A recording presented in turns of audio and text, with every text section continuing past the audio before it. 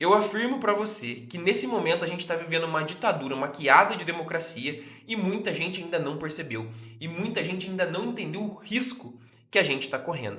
Duvida? Acha que eu tô ficando maluco? Então assiste esse vídeo do Gilmar Mendes aqui comigo. Vamos lá. Te mantenham, o Supremo poderia tomar alguma decisão Se houver abuso, com certeza. se houver abertura de um processo de impeachment do Que, Senado. que, que não se justifique, certamente O Supremo pode. pode ter controle. Isso já disse isso.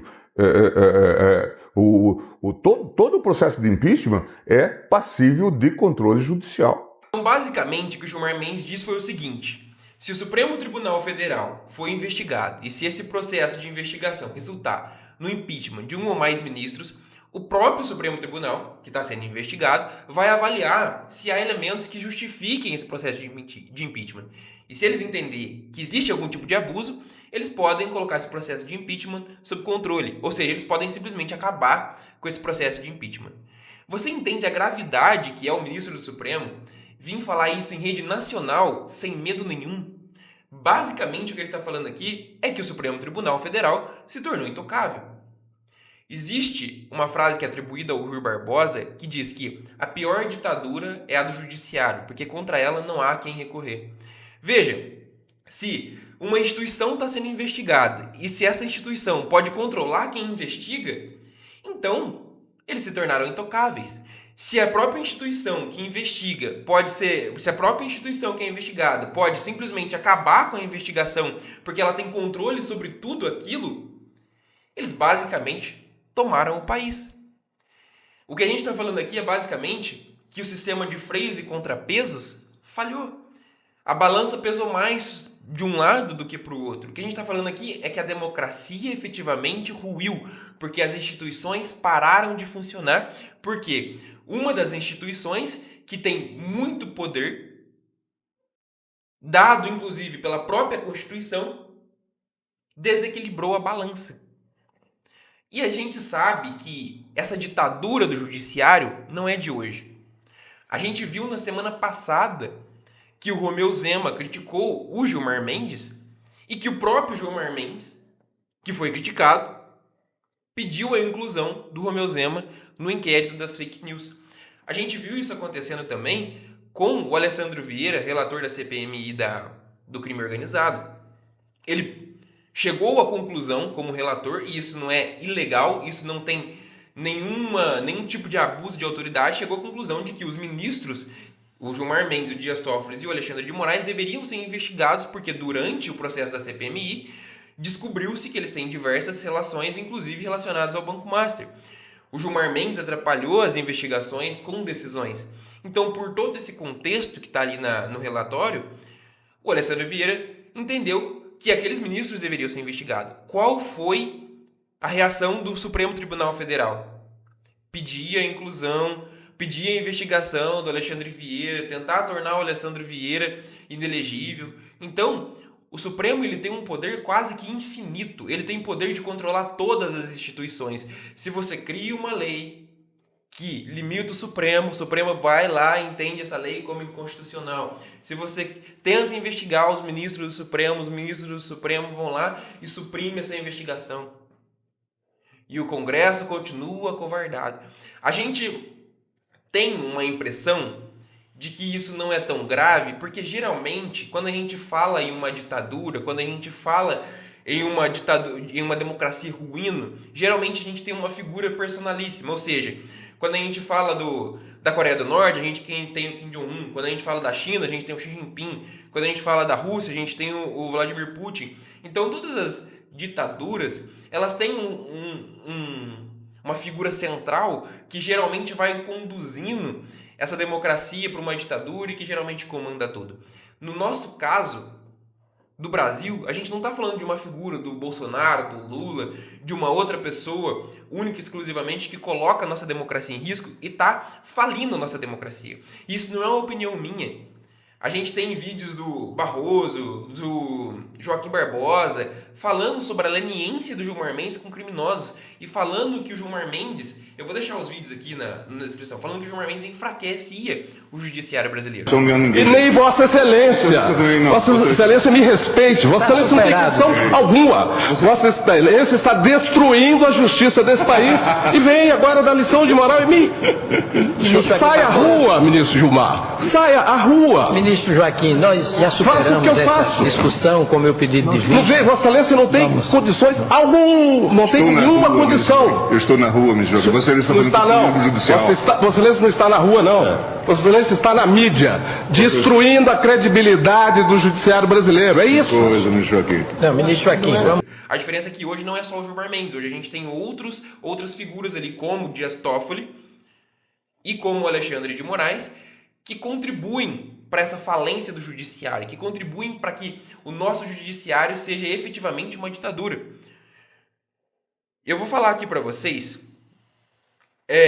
sobre o Gilmar Mendes especificamente, para vocês entenderem a gravidade do que é essa pessoa ocupando um cargo dentro do Supremo Tribunal Federal e como ela tem conexões que mostram que ele usa o cargo dele para benefício próprio e como isso por si só já deveria ser elemento suficiente para que ele seja impeachmentado, para que ele seja retirado do cargo, assim como o Alexandre de Moraes e o Dias Toffoli relacionado ao caso do Banco Master.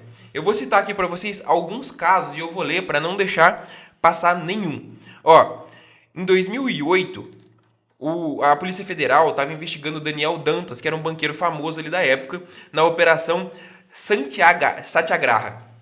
O Gilmar Mendes, a Polícia Federal prendeu o Daniel Dantas e o Gilmar Mendes liberou ele em 48 horas. Primeiro foi em 24 horas, depois em 48 horas, porque a Polícia Federal prendeu ele, o Gilmar Mendes liberou em 24, os agentes da Polícia Federal ali que estavam investigando, o delegado da Polícia Federal e o juiz da época ficou inconformado, pediu a prisão de novo com base em novos elementos de prova e o Gilmar Mendes não demorou 48 horas para dar a soltura de novo do Daniel Dantas. O que aconteceu com as pessoas que estavam envolvidas nessa investigação? Curiosamente, o delegado foi investigado, foi afastado da Polícia Federal e o juiz sofreu sanções disciplinares. Curioso, não? O Ike Batista. Em 2017, o ministro mandou soltar o empresário preso por suspeita de pagamento de propinas. Esse aqui é o mais bizarro. O Jacó Barata Filho. O Jacó Barata Filho era conhecido como o rei do ônibus. Ele foi solto pelo ministro 3 vezes. Adivinha? O Gilmar Mendes era padrinho de casamento da filha do Jacó Barata. A Polícia Federal, na época, questionou, obviamente, a suspeição do Gilmar Mendes por ter uma relação tão próxima com a pessoa que ele estava soltando. Mas, como tudo, não deu em absolutamente nada. Então, olha a gravidade disso. O Gilmar Mendes era padrinho de casamento da filha do homem que ele mandou soltar 3 vezes e que estava sendo investigado, que tinha um monte de elementos de prova que colocava o Jacó Barata como um criminoso de organização criminosa. André Esteves, hoje bilionário do Banco BGT Pactual, recebeu decisões favoráveis do Gilmar Mendes, classificando sua prisão anterior como um grotesco erro judicial.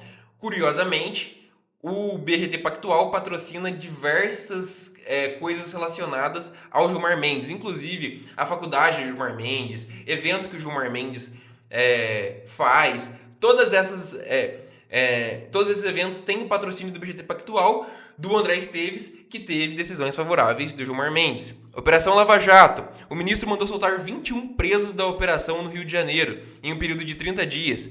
Roger Aldamachi.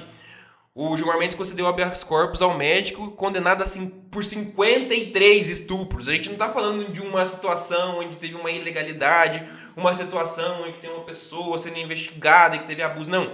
A gente está falando de um homem, de um médico, que foi preso por 53 estupros. Posteriormente, ele fugiu para o Paraguai. O Gilmar Mendes teve diversas decisões monocráticas. Em um ano, 80% das decisões do STF foram monocráticas. Gilmar Mendes concedeu 620 habeas corpus monocráticos em uma década. 60% mais do que o segundo colocado, 60% mais que o segundo colocado.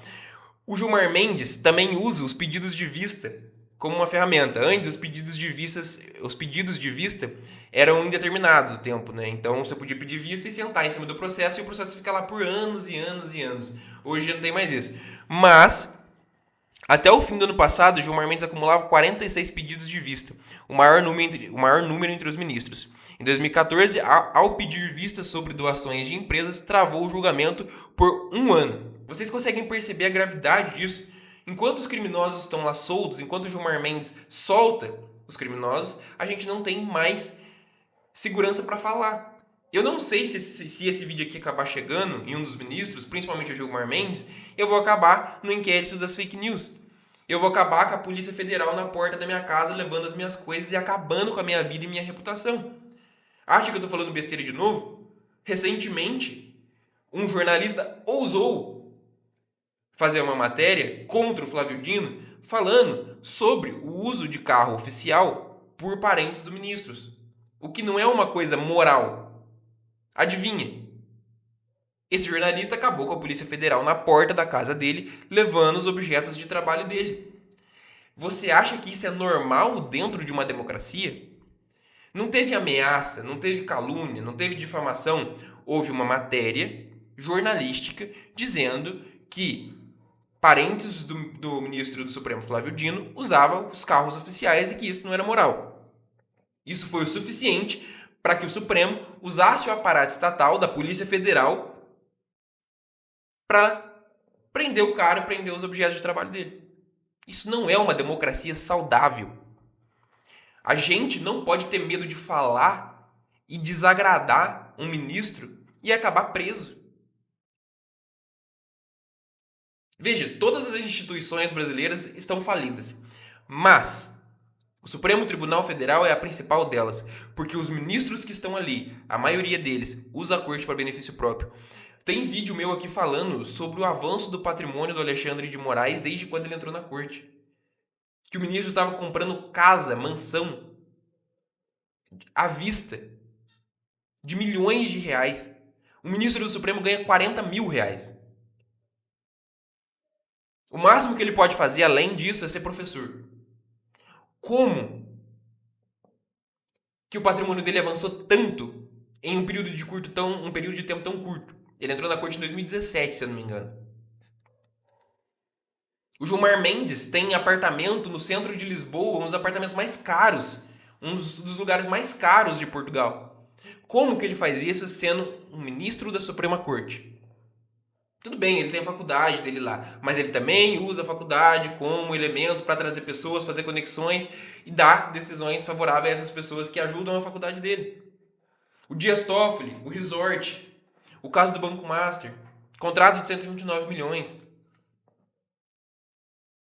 E não tem nada que a gente possa fazer em relação a isso. Porque lembra, a pior ditadura é a do judiciário, porque contra ela não tem contra quem recorrer. Se o Supremo Tribunal Federal, que é a principal instituição, está cerceando a nossa liberdade, a gente vai recorrer para quem?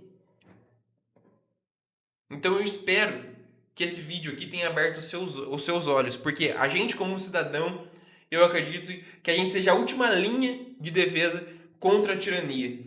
Porque embora o Supremo Tribunal esteja agindo como tiranos, a gente ainda pode fazer alguma coisa. Eu acredito que as instituições brasileiras não têm mais força para reagir, mas a gente como povo tem força.